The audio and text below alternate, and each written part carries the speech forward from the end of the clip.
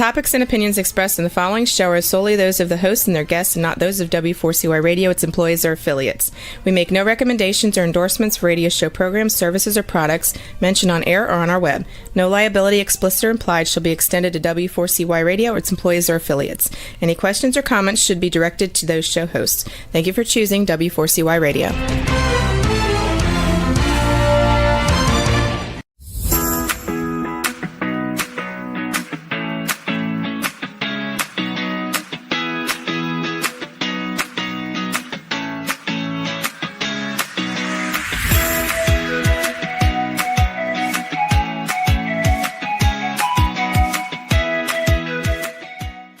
Hi, welcome to Learning to Dance in the Rain, where we talk about difficult life issues and whatever else we happen to want to talk about. Today, Pastor Carl and I will be talking about fathers and Father's Day, because next Sunday is Father's Day. I bring you a little bit of history about it and bring on Carl out here. We're ready to. Hi, Shelby. How are you? I'm here because you saved the day. You called me an hour ago, and I had to get out of my slippers and put on my shoes and get over here. So thanks be to God, you have saved the day, Shelby. I texted you. Once more, yeah. You have got me here on time. I texted you, but it didn't go, or I didn't get an answer, and so I just said, I didn't have my phone out at that time. I was working on my home computer. Oh, well, anyway. Here we are. Okay. Here we are. So we're going to talk about Father's Day. You bet. And I'm still getting a low glucose reading. But Shelby, if you need to get another go and get some more sugar in your system, do that. I actually have a little history. I went on Google and I got a little history about the development of Father's Day and how it came about. I'll let if you like, let me read this while you go take care of yourself. Well, what do you think? Yeah, I've taken enough, I think, to. You're going to be okay. If it has, I'll go get something. But go ahead and read what you're going to read. Well, Father's Day is kind of wound together with the development of Mother's Day, and Mother's Day came about after the first steps of Mother's Day came about after the Civil War. There was a woman that lived in West Virginia town, and her name was Anne Reeves Jarvis, and she wanted everyone in that town to celebrate Mothers' Work Days, and that was the intention, was to bring together the mothers of both Confederate soldiers and Union soldiers to kind of bring healing. This is part of the origins of the peace and reconciliation campaigns after the Civil War. So this is her intention, to bring together the mothers on that particular day. But Mother's Day did not become a commercial holiday until 1908, when inspired by Jarvis' daughter, Anna Jarvis, who wanted to honor her own mother by making Mother's Day a national holiday. Right away, the stores got involved here. The John Wanamaker department store in Philadelphia sponsored a service dedicated to mothers in its auditorium. So thanks in large part to this association with retailers who saw potential for profit in the holidays. Oh no, say it ain't so. Mother's Day caught on right away. And in 1909, 45 states observed Mother's Day. And in 1914, President Woodrow Wilson approved a resolution that made the second Sunday in May a holiday in honor of that. Here's a quote from Wilson: "That tender, gentle army, the mothers of America." Well, the origins of Father's Day kind of came on the heels of the beginnings of Mother's Day. The campaign to celebrate the nation's fathers oddly enough, did not meet with the same enthusiasm. Perhaps because, as one florist explained, fathers don't have the same sentimental appeal that mothers do. But on July 5, 1908, a West Virginia church sponsored the nation's first event explicitly in honor of fathers. But it was not in relation to Mother's Day, but it was in relation to a disaster that hit in that community. To honor fathers, a Sunday sermon in memory of 362 men who had died in the previous December's explosion at the Fairmont Coal Company in the mines, Fairmont Coal Company mines in Monongah. But it was a one-time commemoration and not an annual holiday. But the next year, a Spokane, Washington woman named Sonora Smart Dodd, one of 6 children raised by a widower, tried to establish an official equivalent to Mother's Day for male parents. She went to local churches, YMCA, shopkeepers, and government officials to drum up support for her idea, and she was successful. Washington State celebrated the nation's first statewide Father's Day on June 19, 1910. So only 2 or 3 years after the beginning of Mother's Day. Slowly, the holiday spread. In 1916, President Wilson honored the day by using a telegraph to unfurl a flag in Spokane when he pressed a button in Washington, D.C. And in 1924, President Calvin Coolidge urged state governments to observe Father's Day. And today, Father's Day is celebrated on the 3rd Sunday in June. The official Father's Day did not become a national holiday until President Nixon declared it to be a national holiday in 1972. So Father's Day took a little longer to take hold. That's the history. That's the history as I found it. I thought that was quite interesting, though. I had not thought about it, about how. My first question was, which started first, Mother's Day or Father's Day? And I think honestly, mothers were honored first. So there you go. Yeah, what I was able to find was that Sonora Smart Dodd. Yes. Okay. She wanted to get honor the Father's Day. Nice. Yes. She got the idea, of course, from Mother's Day. Well, wasn't Anna Jarvis? Wasn't she also from Washington State? Didn't she start Mother's Day in Washington State also? What I had was the Sonora. Her father was William Jackson Smart, a twice married, twice widowed Civil War veteran and father of 14 children, one of whom dedicated her life to the creation of Father's Day in honor of her devoted and selfless dad. That's what I have. The story goes that William's daughter, Sonora Smart Dodd, was attending one of the first official Mother's Day services in 1909 at her church in Spokane, Washington, when she had an epiphany. If mothers deserved a day of honor of the loving service, then fathers deserved them to do it also. All right. Yeah. When Sonora was 16, her mother Ellen died, leaving William a single father to Sonora, who was 16, and 5 younger brothers. And by Sonora's account, he performed brilliantly. I remember everything about him, she wrote, and said many years later in the Spokane Daily Chronicle. He was both father and mother to me and my brothers and sisters. Wow. He had been married, he had 3 children from a previous marriage. And on top of that, William had also been married and widowed before he met Sonora's mother. William had 5 children with his first wife, Elizabeth, who were already grown when William became a widower for the second time.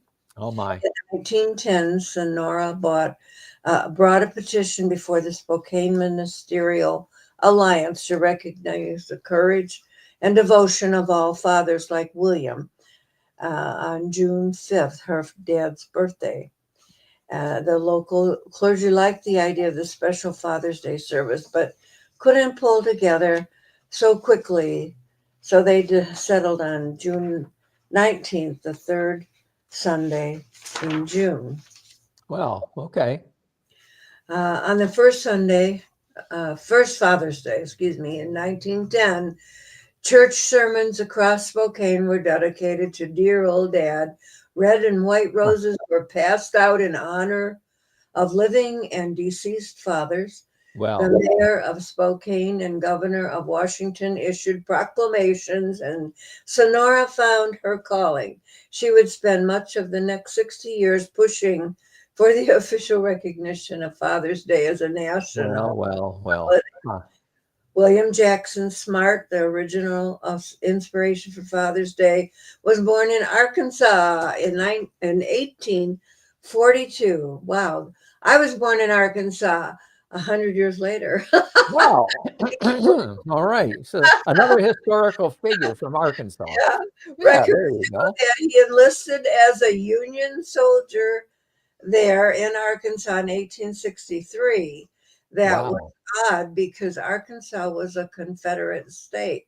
Spokane resident Jerry Numbers, who owned what had been Sonora's home, researched the Smart family history for Spokane Father's Day Centennial celebration in 2010. Huh. Numbers say that William, in fact, fought for both sides in the Civil War. Oh, no. Let's Wonder see. how he did that. Was driving a supply wagon for the Confederate troops and was captured in the Battle of Pea Ridge, a decisive Union victory in Arkansas in 1862. But rather than languish away in a prisoner of war camp, he opted to join the Northern cause as Wow. indication that William was a Reb before he was a Yank. Sonora was a member of both the United Daughters of the Confederacy and the Daughters of the Union Veterans. Isn't that interesting? Wow. He's standing on with 1 foot on each side of the Mason-Dixon line. Yeah, that's true. It said when Sonora was born in 1882, William and his second wife, Ellen, were living on a coal ranch in Jenny Land, Arkansas. I didn't know there was a coal mine farm in Arkansas, but they were living on one. And instead of mining for coal, William and the family farmed it, collecting chunks of coal from the surface and carting it to town for sale. William and Ellen sold the property in 1887 for $5,000. That was a really handsome sum for the time. But the family and the family traveled by train to a new homestead outside of Spokane, Washington.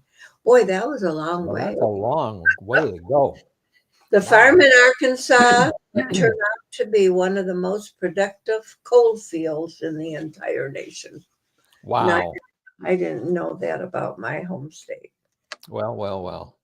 Let's see. It was on the Smarts family farm near Creston, Washington, where William's second wife died, and he became a widower again at the age of 56.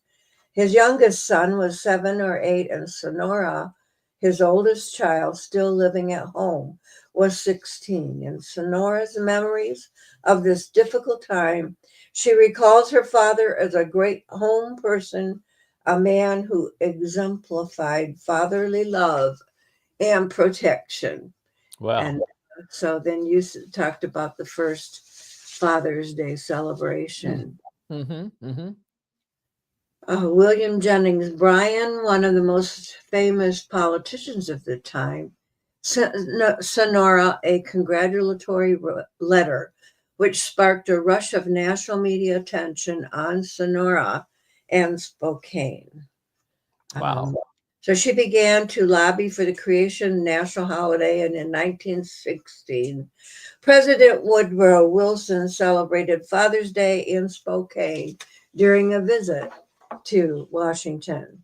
We Well, don't know if William Jackson Smart was there to shake the president's hand, but it would have been one of his last Father's Day if he were still alive. He died in he died in 1919. So, but Sonora was an accomplished artist, poet, children's book author, well, funeral home director, and well. founding member of just about every civic organization in She's a Spokane. joiner. She's a joiner, all right.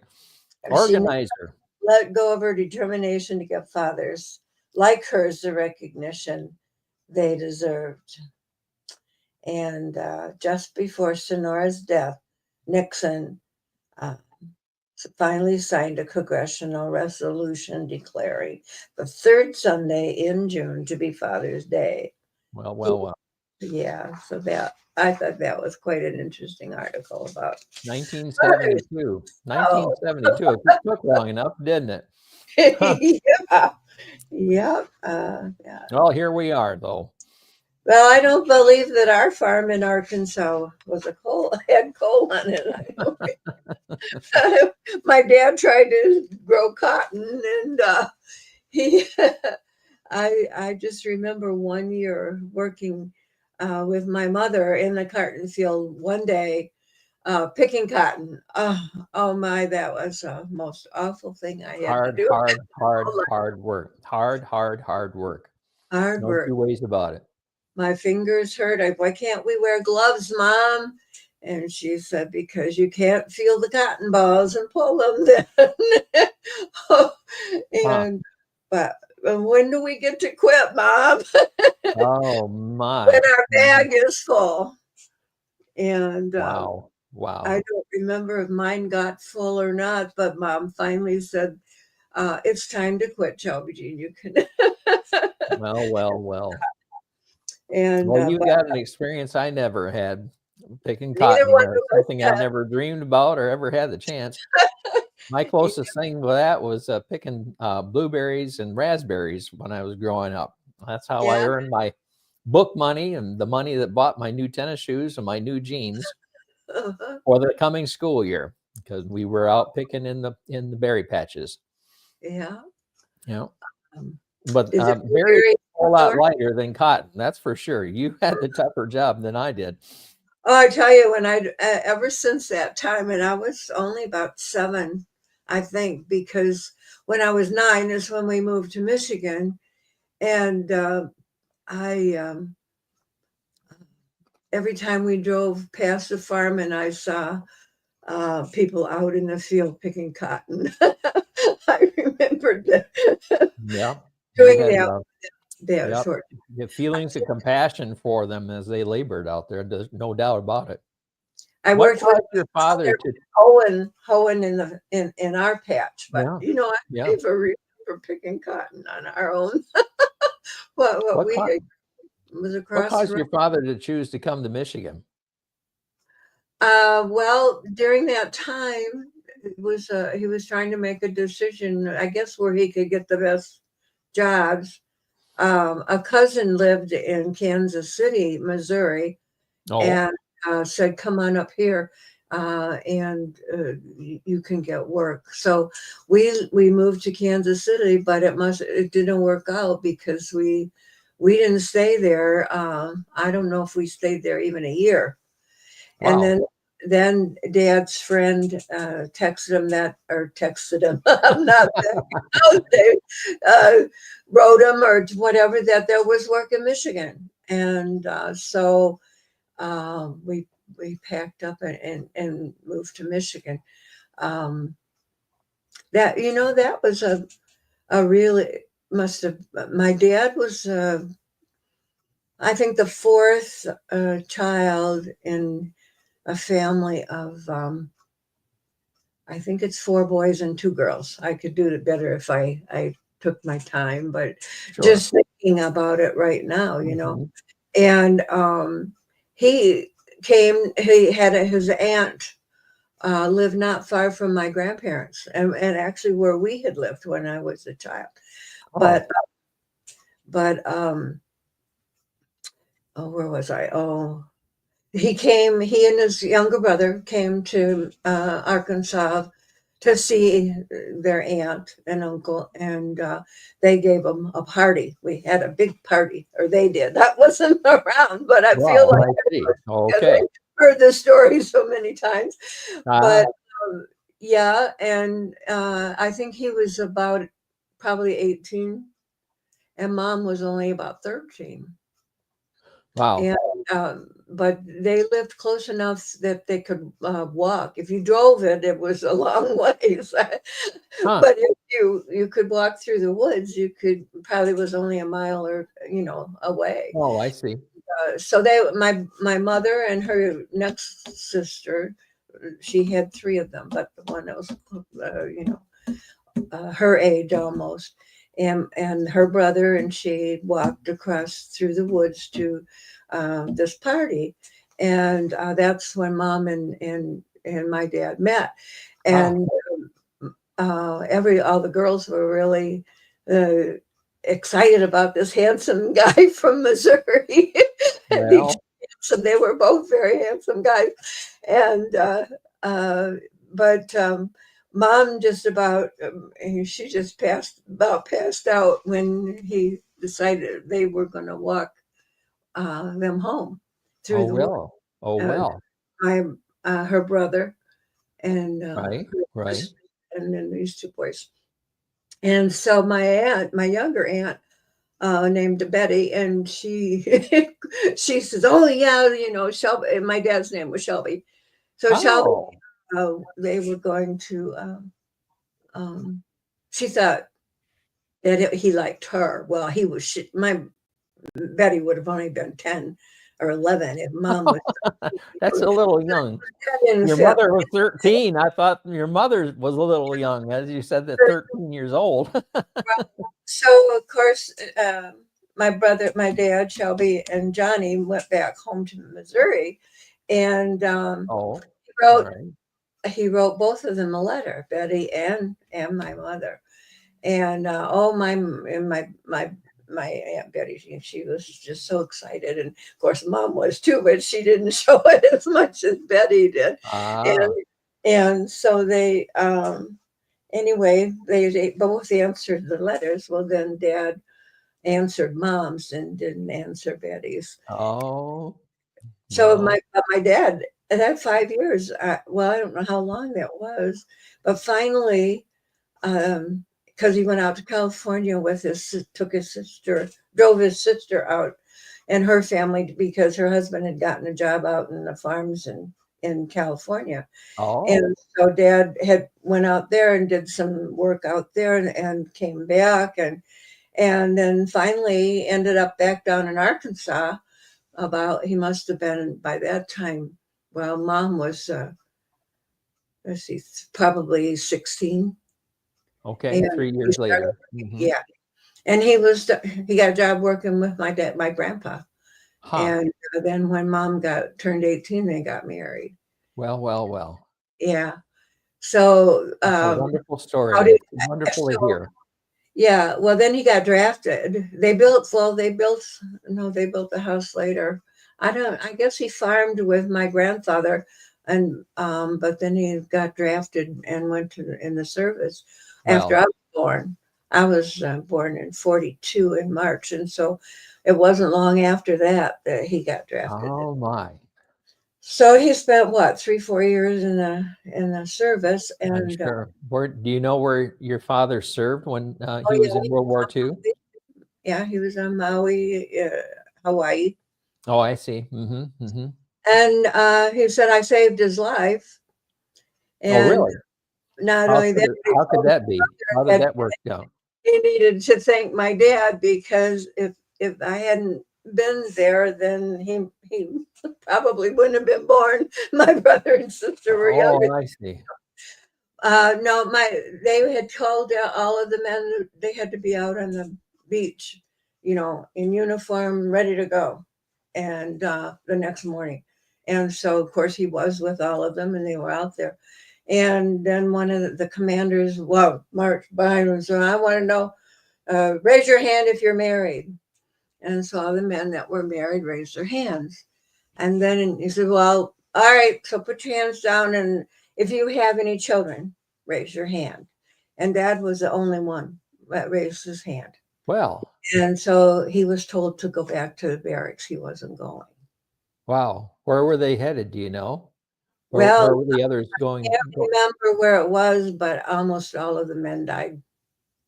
That's why I did. Went to the Pacific Theater, without a doubt. Mm-hmm. Well, they were in Maui, so they were leaving. Sure, they were on their way, Yeah. on their way to out to the Pacific Right. Theater. So And I there were didn't terrible battles that were happening at that time. Was your If they dad a had Marine? me, then he would have gone, and he might not have made it home. Yeah, yeah. Was he a Marine? Because the Marines were primarily the battle force in the Pacific.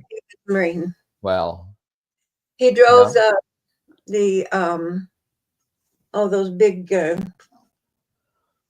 vehicle things. the transport trucks. The transport trucks.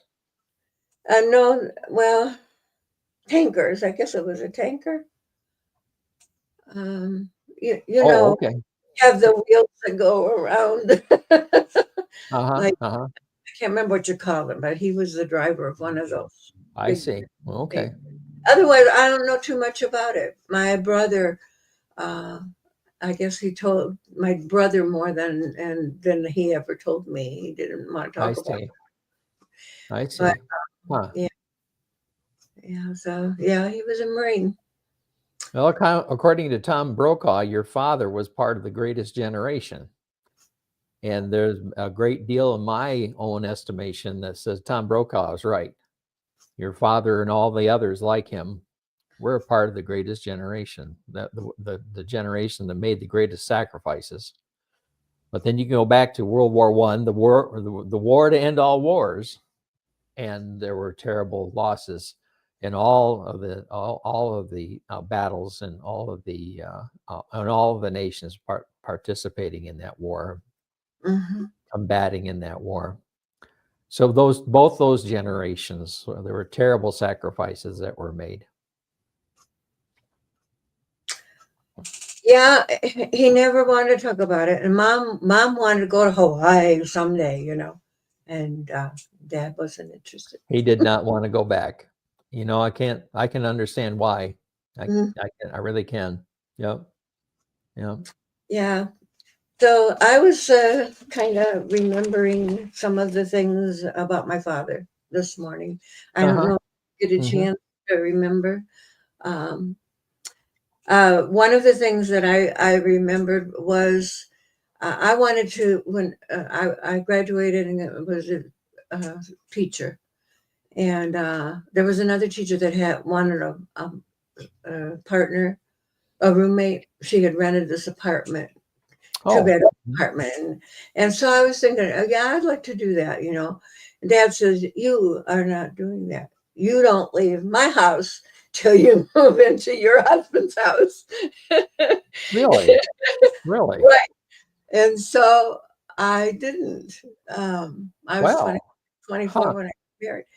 But yeah. Well, I guess that is the old-fashioned way of a father looking after and caring for his daughter. That's the symbolism of the father in the wedding giving away the bride.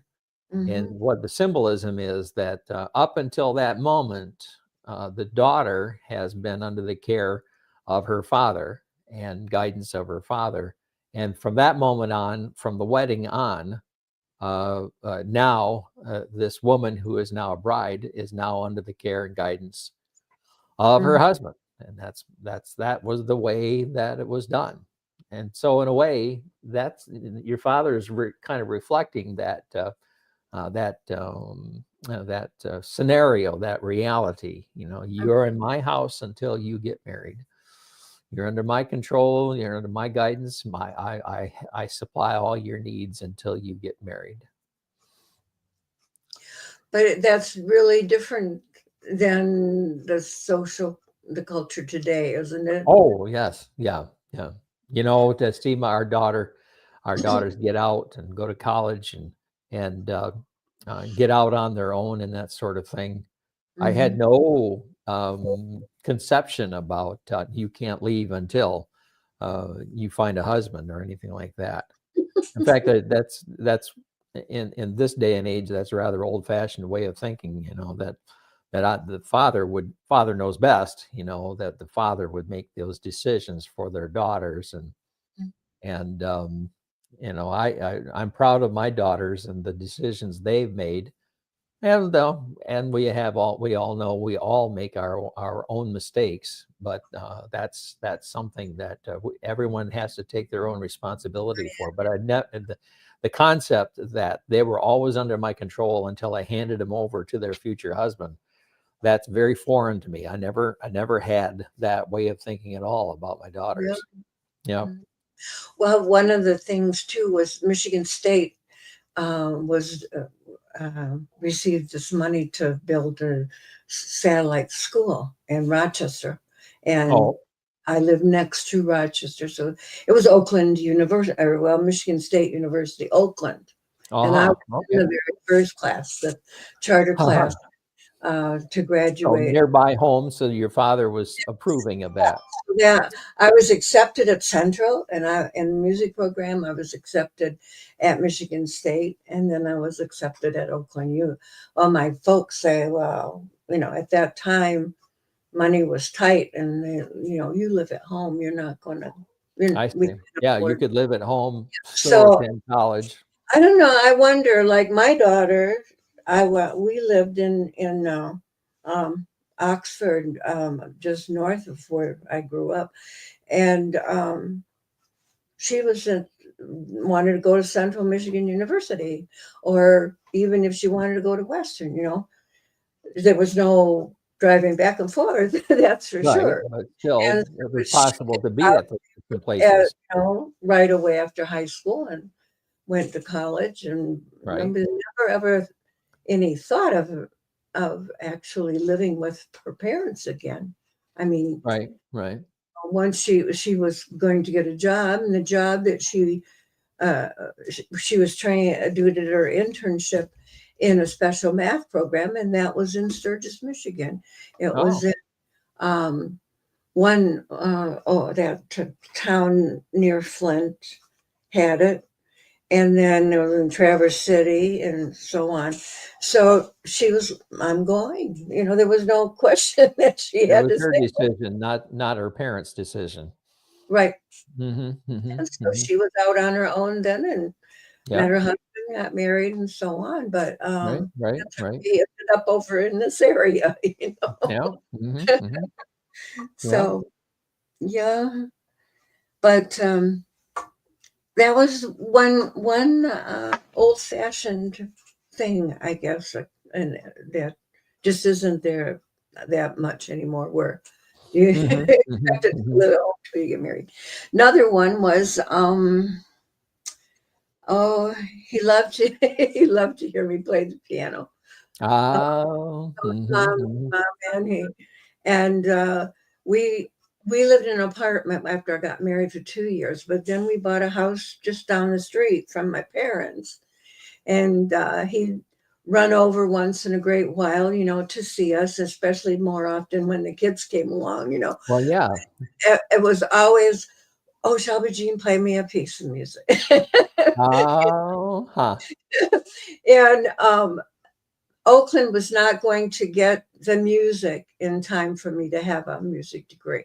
And so I had to Oh, change. I had to change major from music to something else or go to a different school. So I chose elementary ed and became an elementary education teacher. And uh-huh. um, where was I going with that? Oh, so then 10 years later, after um, I taught grade school for 11 years. And then I had my baby. And I Uh-huh. stayed my 2 years and had the other baby and then quit. Um, so I didn't get my music degree. Well, then my sister comes along and she says, I'm going to Oakland. I'm going to work on my music degree. Why don't you come with me? Oh, really? Yeah, you can take organ. They got this beautiful pipe organ, blah, blah, blah, blah, blah, you know? Ah, So I did. I started taking organ lessons on this big pipe organ. Okay, wow. so after Wow. about year and a half after I graduated a second time then in but Bachelor of Music. I ended up with the whole thing. And my dad would come over. He came over this one time to see the kids and me. And he says, well, I don't know why you wasted all that money and that time getting a degree in music. And I said, my dad, I wanted to learn to play the harder stuff. Yeah, I can play the stuff mostly that I need to do what I do, but I want to play Bach. You want to Oh, be accomplished. play You Bach, want to be you know? accomplished. Sure. I understand And that. he said, "Oh, that's just garbage. That's Oh, not." no. So I says, "Dad, sit down. I'll play something for you." So I got out that prelude that I played a few months ago at church, postlude, and oh, that was Bach. I says, "Yeah, Dad, that was Bach." Huh. Well, that was really nice. He said. You So, converted a Philistine to the so classical love of classical every music. time that he came over, he wanted me to play that Bach piece. And so I told the story at his funeral, and I played the Bach piece. Oh, It perfect. was Perfect. quite Perfect. Perfect. an Yeah. Yeah. Yeah. So, how did you honor your dad? Did you do anything special on Father's Day, or? Well, that was really up to Mom. You know, Father's Day was a kind of an extra special Sunday dinner, as I recall. My favorite Sunday dinners was fried chicken. But there was also, if I woke up in the morning and I heard bang, bang, bang, bang, bang, bang, bang, bang, bang, bang, bang, bang, bang, bang, bang, bang, you know what I was hearing? Swiss Chopstick? steak was on the menu for Sunday dinner. She was tenderizing the meat and Yep. pouring on the flour and mixing it all in and Yeah. had it in the oven. Dad better not go overtime preaching because it was time to get home for dinner. So really, it was all up to Mom so much. And of course, I'm sure she had us making homemade cards and things like that, and to honor Dad. But Sunday was always a full day for him as a pastor and everything. And Yeah. when I was young, he had his first heart attack, and so he had to rest in the afternoon. So after Sunday and Sunday dinner, then it was nap time. Most of the time, Mom would also nap. Most of the time, us kids were kicked out, so we wouldn't make noise. One time, we were over playing baseball. There was a baseball diamond across the corner from us, and my brother Glenn, my twin brother Glenn, walked too close to a guy who was practicing swinging it. He was up next to bat. He was swinging his bat, and my brother Glenn walked in it, and the bat hit his face, and he was bleeding everywhere. And Mrs. Overheiser was a kitty corner neighbor. She was right there. She trying to stop the bleeding. She said, "You got it. I got to take you home to your mother so she can help you." And Glenn says, "No, don't take me home. If I wake my mom up, she'll kill me."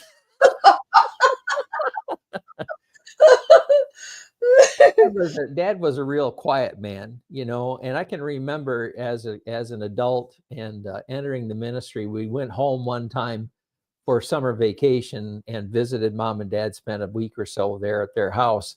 And I told my wife, Jerry, I'm going to talk to Dad. We're going to have one of those heart-to-heart talks, you know.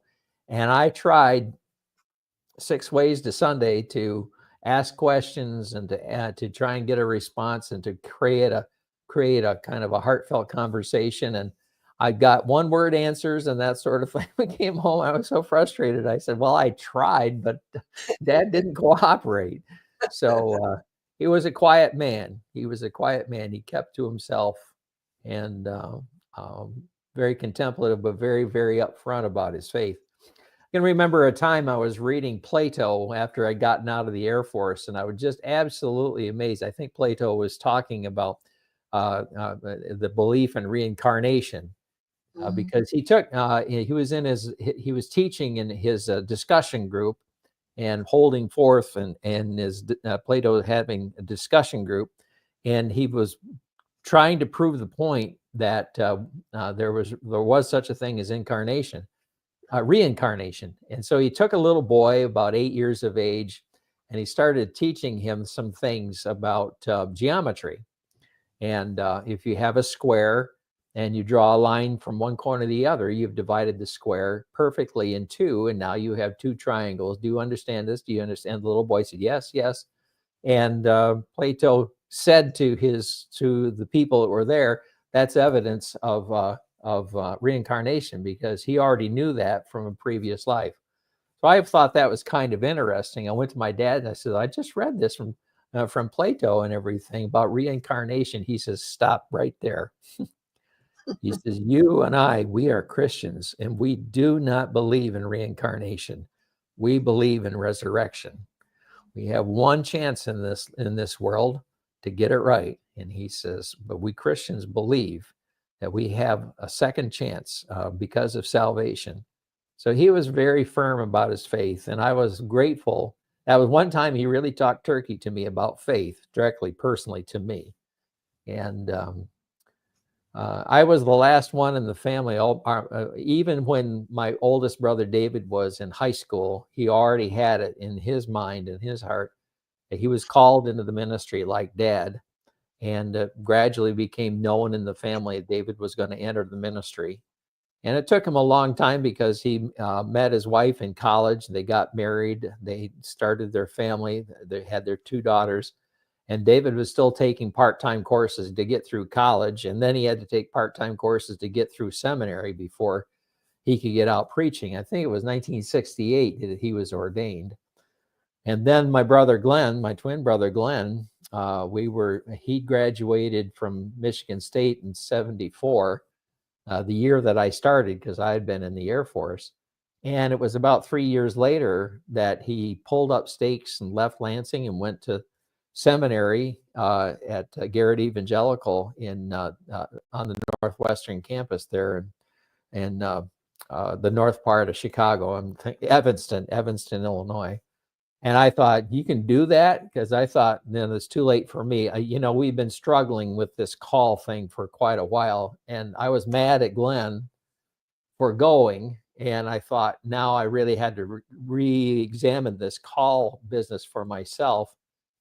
And finally, it became clear that I was called in the ministry. So while we were still having secular jobs, we could take weekends off, and we went up and spent a weekend with Mom and Dad. And I sat down with Dad and I said, I believe that I'm called into ministry. And my dad said a discouraging word to me, and I was unprepared for that. What he said was, I'll have to tell you right now, ministry is a hard place to work. And he says, if a feller can do anything else at all, he should never enter the ministry. I thought, why is he telling me that? I thought he'd be proud. I thought he'd be glad. I thought he'd rejoice. But then quietly he smiled and he said, but Mom and Dad had 6 sons, and Dad's response at that time was, but I never thought 3 of my sons would follow in my footsteps. So ultimately he was very proud. But the word of warning rang true. You think, oh gosh, I'm going to be a preacher. I get to tell people what to do, blah, blah, blah. All these weird things about what ministry is going to be like. And, Dad was right. There are times of challenge and times it's not a walk in the park. It's not a bed of roses. And there's times you get your heart broke and that sort of thing. He was trying to warn me realistically, but ultimately I know he was proud. So, Yeah, my husband struggled with that because he really, he I don't know if he wanted to be a minister or felt that he was drawn to be a minister, but it just never happened. the doors, the opportunities never opened up to him. Yeah. Uh-huh. Yeah. So that was yeah. So I had my ordination as a deacon came on the weekend of Father's Day in 1985. I was ordained deacon while I was still in seminary. And on my home church, Calvary, United Methodist Church in Lansing, the pastor there found out that I was going to be in the area, of course, for annual conference, and he asked me if I'd like to bring the message on Father's Day. And so I said yes, because the day before Father's Day was the day of my ordination as deacon. And then, so on Father's Day, I gave the message at Calvary, and Dad was present for my ordination. Now, when I was ordained deacon, Glenn was ordained elder at the same time, and Dad stood and laid hands on Glenn for that elder's ordination. And then I had the privilege of preaching at my home church. And it turned out to be a pretty powerful sermon. And one of the men, Ivan Christian, came up to me after church, and he said, do you know where your dad is? And I said, no, I don't know where he is. He says, he's downstairs in the bathroom and he's crying. Oh. And I said, why? Ivan said, well, I went in the bathroom and there's your dad and he's really crying. But what he said was, that's the most wonderful sermon I've heard in years. He didn't tell me, he told Ivan, but I can pass it on. At least he told you, your brother. Yeah, and I learned it through our mutual friend, Ivan Christian. So that meant a lot. But, see, Dad wouldn't tell me.